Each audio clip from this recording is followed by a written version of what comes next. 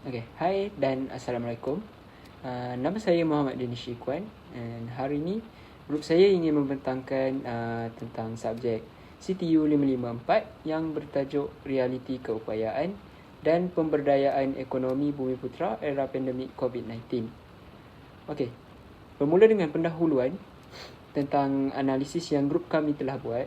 Yang pertama sekali, pandemik COVID-19 telah memberikan dampak serius terhadap ekonomi global dan komunitas Bumiputera Malaysia. Sebagai contohnya, pengaruh umum pada ekonomi global, penurunan aktivitas ekonomi dalam negeri, pengangguran dan ketidaksetaraan sosial dan ekonomi. Dengan mengetahui kesannya, kita dapat mengeksplorasi langkah-langkah pemberdayaan untuk memastikan pertumbuhan ekonomi yang inklusif di tengah ketidakpastian. Seterusnya, pandemik juga telah mengubah landscape ekonomi. Analisis ini memungkinkan kita mengidentifikasi peluang baru dan menganggapi tantangan dengan lebih efektif. Hal ini kerana telah ramai rakyat kita yang mengalami kesannya dan memerlukan bantuan. Okay, and the last for the langkah-langkah yang diambil ini bertujuan memperkuat kedudukan ekonomi Bumiputera, strategi pemberdayaan yang inovatif dan inklusif. Okey, seterusnya kita bertukar ke latar belakang kajian, iaitu yang pertama ialah kesan pandemik. Pandemik COVID-19 sejak awal tahun 2020 telah mengakibatkan kekacauan dalam gaya hidup dan ekonomi secara global. Kondisi ini juga signifikan di Malaysia dengan fokus tidak hanya pada kesihatan masyarakat tetapi juga dampaknya terhadap struktur ekonomi negara. Yang kedua ialah pengaruh pada komuniti Bumiputera. Komuniti Bumiputera yang memiliki peranan kunci dalam pembangunan ekonomi Malaysia menghadapi tantangan signifikan sebagai akibat dari perubahan ini. Dan ini menyebutkan secara rinci tetapi menyoroti dampak pada kemampuan dan pemberdayaan ekonomi Bumiputera. Tambahan lagi ialah fokus kajian. Penelitian ini bertujuan untuk mendalami realitas ekonomi Bumiputera selama pandemik COVID-19. Analisis ini melibatkan perubahan pola konsumi, penurunan aktivitas bisnes dan ketidakpastian ekonomi. Yang seterusnya pula ialah tujuan analisis. Tujuan analisis ini untuk menggali peluang baru yang mungkin muncul selama pandemik, merangkai strategi pemberdayaan untuk individu, komunitas dan pihak berkuasa guna memastikan berlanjutan ekonomi Bumiputera. Dan akhir sekali ialah harapan dan manfaat penelitian. Ia memberikan pemahaman mendalam terhadap dampak pandemik pada ekonomi Bumiputera, yang di mana menyediakan wawasan tentang peluang yang mungkin tersembunyi, merancang langkah-langkah pemberdayaan konkret untuk membentuk masa depan ekonomi Bumiputera yang lebih tangguh dan inklusif. Dan ia berusaha untuk menyajikan analisis yang komprehensif tentang dampak pandemik COVID-19 pada komuniti Bumiputera serta menekankan pentingnya merancang langkah-langkah pemberdayaan untuk menghadapi tantangan ini. Assalamualaikum warahmatullahi taala wabarakatuh. Nama saya Umar Qayyum bin Zainul Azman. Hari ini saya akan terangkan tentang permasalahan kajian. Tanpa melengahkan masa, mari kita lihat perkara pertama tentangnya, iaitu ketidaksetaraan ekonomi.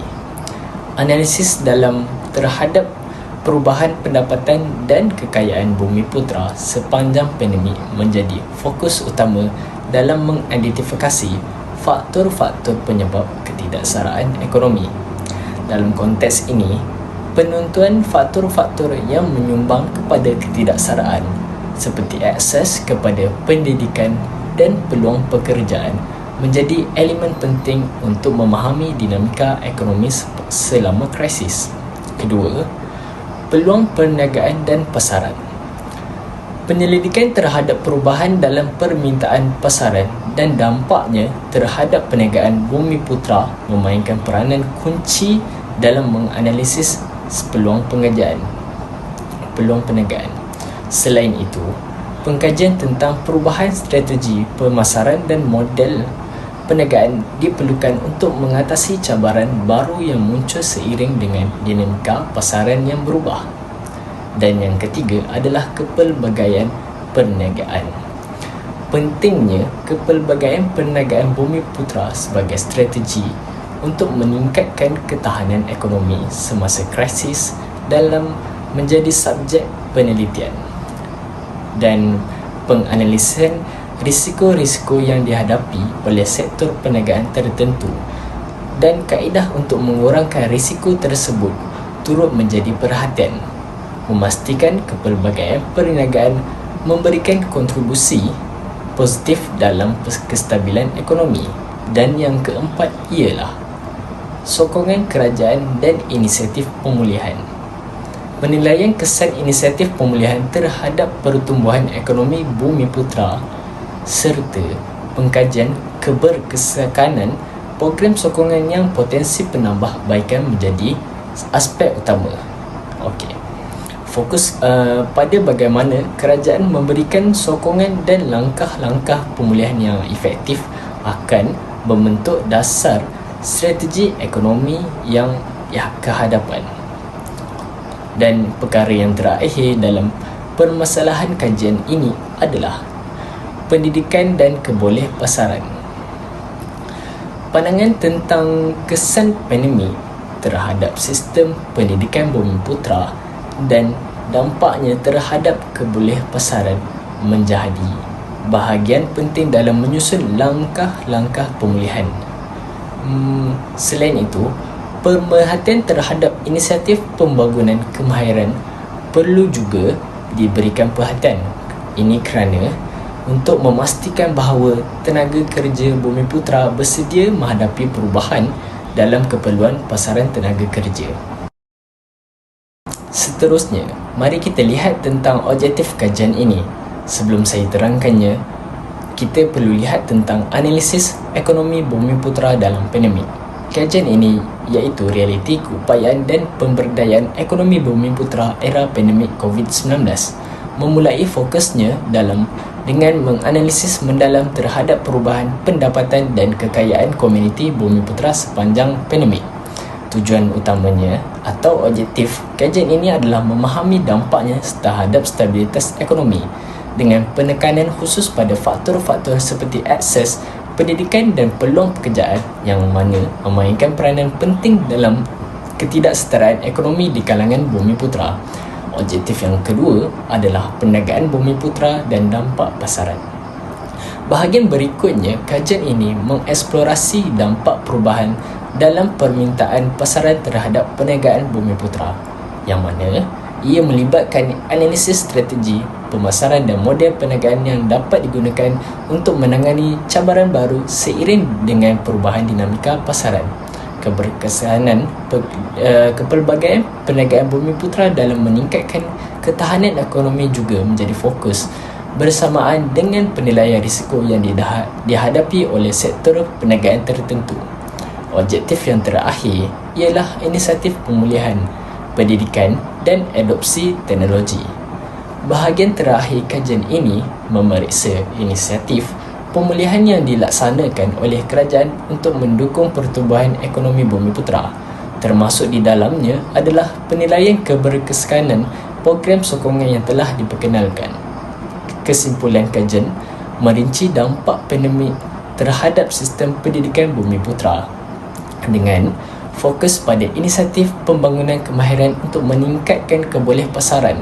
Akhirnya, kajian mendapat pasti adopsi teknologi dalam kalangan komuniti Bumiputera memberikan gambaran holistik tentang realiti keupayaan dan pemberdayaan ekonomi mereka.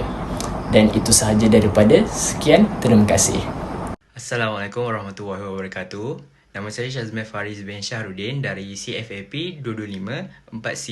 Hari ini saya akan membincangkan mengenai kajian literatur dan metodologi kajian. Kajian literatur memainkan peranan asas dalam penyelidikan akademik, membimbing penyelidik dari meneroka pengetahuan sedia ada dan membuka jalan untuk wawasan baru. Pandemik COVID-19 telah memberi dorongan kepada kajian literatur untuk memahami, mengurangkan dan menyesuaikan diri dengan cabaran yang ditimbulkan. Ulasan ini meninjau ciri-ciri unik dan cabaran penyelidikan literatur dalam konteks COVID-19, menjelaskan peranan siasatan akademik dalam menavigasi maklumat kompleks seputar pandemik. Penyelidikan COVID-19 melibatkan kerja berpasukan lintas disiplin dengan saintis bekerjasama di pelbagai bidang. Kesimpulannya, dalam dunia penyelidikan COVID-19, kita seperti penjelajah dalam misi yang besar, bekerjasama untuk memahami dan menangani masalah pandemik. Para saintis dari bidang berbeza seperti ekonomi dan psikologi bersatu untuk melihat bagaimana COVID-19 akan mengubah sistem kesihatan, ekonomi dan kesejahteraan mental dalam jangka panjang. Seterusnya, saya akan membincangkan mengenai metodologi kajian.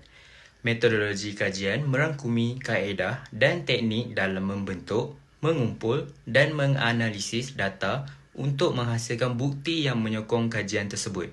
Ia menjelaskan pendekatan terhadap masalah yang dikaji serta rasional di sebalik pemilihan kaedah dan teknik tertentu. Tujuan metodologi adalah untuk menyumbang kepada pemahaman yang mendalam atau terperinci tentang penggunaan kaedah dengan memberikan huraian terperinci tentang proses kajian. Selain itu, maksud metodologi merangkumi kaedah, jalan, teknik, gaya, ragam, rentak, corak dan sistem. Ia juga merujuk kepada ilmu tentang metod atau disiplin yang digunakan dalam satu kajian untuk mencapai objektif tertentu. Metodologi kajian merangkumi pemilihan kaedah yang paling sesuai untuk melaksanakan penyelidikan dan menetapkan tata cara efektif bagi menjawab permasalahan kajian. Dalam kes ini, metodologi kajian melibatkan ulasan karya dan pendekatan kajian kualitatif. Itu sahaja dari saya. Sekian, terima kasih. Okey, seterusnya saya akan membentangkan hasil kajian. Okey, hasil kajian terbahagi kepada 4. Yang pertama, betapa pentingnya hasil kajian ini supaya kita memeriksa kerumitan virus dan memaklumkan strategi kita untuk memerangi kesan-kesannya. Kemudian proses interpretasi yang bernuansa dan implikasi mereka yang mendalam untuk menavigasi cabaran yang ditimbulkan oleh pandemik. Kemudian pelbagai kajian digunakan seperti size sampel, reka bentuk kajian dan metodologi statistik mempunyai pengaruh yang signifikan pada makna yang kita hasilkan daripada hasil kajian ini. Yang kedua daripada hasil kajian ini adalah variability hasil kajian dan keterbatasan.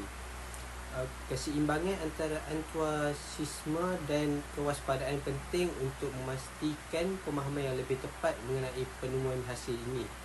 Variasi hasil menekankan kerumitan virus untuk keperluan penyelidikan yang berterusan untuk menyempurnakan pemahaman kita. Kemudian keterbatasan setiap kajian perlu diakui supaya berkembang dan penyesuaian kepada strategi adalah sebahagian daripada proses pembelajaran daripada hasil kajian ini. Kemudian yang ketiga yang boleh didapatkan daripada hasil kajian adalah hubungan dengan strategi kesihatan masyarakat. Okay, yang pertama, hasil positif daripada percubaan vaksin contohnya dapat memacu usaha imunisasi global. Dan kemudian penelitian tentang pengiriman membimbing langkah-langkah pencegahan kepada pandemik.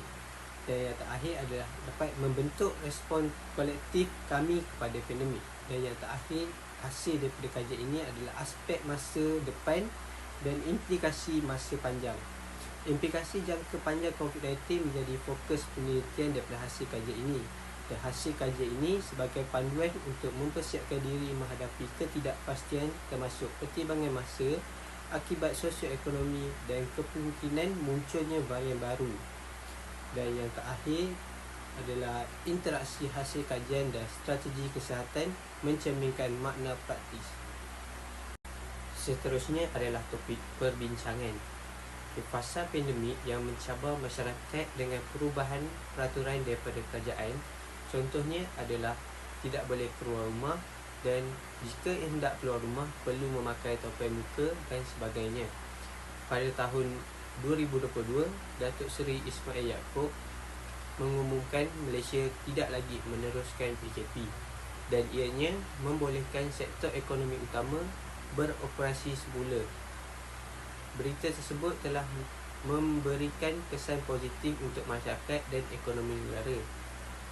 Sektor ekonomi tersebut adalah seperti perkilangan, pembuatan pembinaan, perkhidmatan, perdagangan, pengedaran, peladangan dan penerbangan. Dan ianya akan memberikan pertumbuhan positif kepada ekonomi negara. Penanganan varian virus dan solusi ekonomi diimplementasikan semasa PKP. Meskipun dihadapi pelbagai permasalahan, rakyat tetap bersatu, membantu tanpa mengira latar belakang, bangsa, agama atau kaum. Daripada Tan Sri Lee Lam Tee menyatakan penghargaan terhadap semangat perpaduan yang positif dan kepedulian terhadap sesama rakyat. Perpaduan dari sektor sosial dalam memerangi COVID-19, keadaan dapat menjadi lebih teruk dan kesan pandemik ini sukar dikawal. Jadi, sikap sambil lewa atau egosentrik daripada beberapa individu membolehkan keadaan menjadi lebih buruk dan menghalang usaha pemulihan negara. Perpaduan masyarakat menjadi aspek penting dalam menangani krisis ini dan keengganan untuk bersatu boleh mengakibatkan impak negatif yang sukar pulih di dalam negara.